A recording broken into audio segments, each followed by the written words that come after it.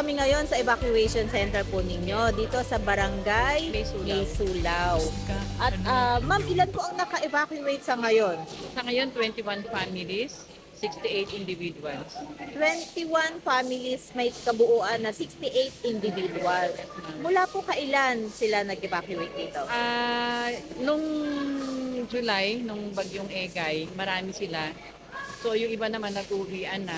Nito na lang yung huli, Boring ba Itong yun? huling bagyo. Mm. Ibig sabihin po, July pa lang, mayroon nang naka-evacuate talaga po dito sa inyo. Yes, ma'am. Saan po sila sa May Sulao, ma'am, nakatira? Sa Purok, sa namin, yung Sitio Nabong. Sa Sitio Nabong, talagang malalim po Yes, doon. ma'am. Nananatili yung tubig, hindi umiipan. Kaya ngayon po, nandito pa rin sila hanggang ngayon sa evacuation center. Okay po, sige po. At ngayon, magbibigay po tayo ng relief mula po sa DSWD sa tulong po at pakikipag-ugnayan ni Mayor Lem Faustino. At ito po ay binahagi sa atin ni Senator Lauren Lugarda.